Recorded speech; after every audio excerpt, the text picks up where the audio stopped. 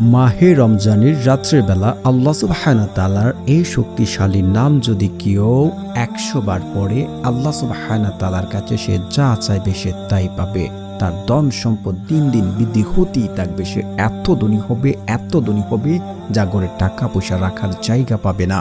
সে তার ধনী দেখে আশেপাশে মানুষ বিশ্বাসও করতে পারবে না সে কিভাবে এত ধনী হচ্ছে। তো সম্পূর্ণ ভিডিও জানতে হলে আপনাকে যদি কোনো পয়েন্ট আপনি মিস করে ফেলেন তাহলে আপনার দোয়া কবুল হবে না। তাই বলছি না টেনে সম্পূর্ণ ভিডিও দেখার অনুরোধ রইল। যারা আমার এই চ্যানেলটি সাবস্ক্রাইব করবেন তাদেরও মনের আশা পূর্ণ হবে, কারণ যাদের মন ভালো তারা অন্যদেরকে সহযোগিতা করেন আর আল্লাহ সুবহানাহু ওয়া তাআলা তাদেরও মনের আশা পূর্ণ করেন। তো আপনি যদি চান যে আপনার মনের আশা পূর্ণ হোক, আপনার ধন সম্পদ দিন দিন বৃদ্ধি হোক, ধন সম্পদ বাড়তে থাকুক, তাহলে আপনি যেন রমজান মাসের রাত্রে ইফতারি পর বা ইফতারির সময় যে কোনো সময় আজকের এই আমলটি এই নিয়মে এই পদ্ধতিতে চান। আল্লাহ সুবহানাহু ওয়া তাআলা পবিত্র কোরআনে বললেন, তোমরা আমাকে ডাকো আমি তোমাদের ডাকে সাড়া দেব। এটা হচ্ছে উদউনি আস্তাজিব লাকুম, তোমরা আমাকে ডাকো আমি তোমাদের ডাকে সাড়া দেব। আল্লাহ তাআলা আরো বলেন, আমার কাছে তোমরা দোয়া করো আমি তোমাদের দোয়া কবুল করব। তো আল্লাহ তাআলার কাছে কেউ যদি না চায় আল্লাহ সুবহানাহু ওয়া তাআলা রাগান্বিত হন। তো আল্লাহ তাআলার কাছে যদি আমরা চাই তাহলে আল্লাহ আমাদেরকে দেবেন, আর যদি না চাই তিনি রাগান্বিত হবেন এবং তাদেরকে অভাব অনটন দিয়ে বেষ্টন করে দেন। তো আল্লাহ তাআলার কাছে সঠিক নিয়মে সঠিকভাবে চাইলে কোনো কিছুর অভাব নেই।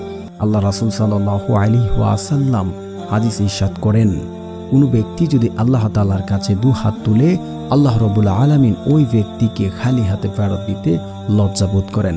আল্লাহ তাআলা কখনোই তার বান্দাকে খালি হাতে ফেরত দেন না।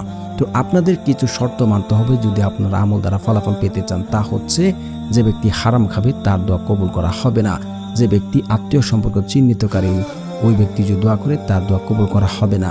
তৃতীয়ত হচ্ছে যে ব্যক্তি আমল করে তাড়াহুড়া করছে তার দোয়া কবুল হবে না। সর্বশেষ হচ্ছে যে আমল করছে পুনরায় পাপ কাজ করছে তার দোয়া কবুল করা হবে না। এই শর্ত যদি আপনি মানতে পারেন তাহলে আপনার দোয়া কবুল হবে। তো এখন কথা হচ্ছে আপনার আমলটি কিভাবে করবেন। আমলটি করার জন্য সর্বপ্রথম আপনাদেরকে যা করতে হবে তা হচ্ছে ইয়াকিন এবং বিশ্বাসের সাথে আমল করতে হবে। আল্লাহ আমার দোয়া কবুল করবে, আপনাকে এটা বিশ্বাস রাখতে হবে। আমার দোয়া কবুল হচ্ছে এটা বিশ্বাস করতে হবে, তাহলে আপনি আমল দ্বারা ফলাফল পাবেন। তারপর হচ্ছে আপনাদেরকে ইস্তেগফার পড়তে হবে। 100 বার ইস্তেগফার পড়বেন, আস্তাগফিরুল্লাহ আস্তাগফিরুল্লাহ আস্তাগফিরুল্লাহ। তারপরে আপনারা পড়বেন দুরূদ শরীফ 3 বার। দুরূদ না পড়া হলে সে দোয়া কবুল করা হয় না। আপনারা যদি বড় দুরূদ না পারেন ছোট্ট দুরূদ ইব্রাহিম পড়ে নেবেন, সাল্লাল্লাহু আলাইহি ওয়াসাল্লাম সাল্লাল্লাহু আলাইহি ওয়াসাল্লাম সাল্লাল্লাহু আলাইহি ওয়াসাল্লাম। তারপরে আপনারা আল্লাহ সুবহানাহু ওয়া তাআলার এই নামটি পড়ে নেবেন।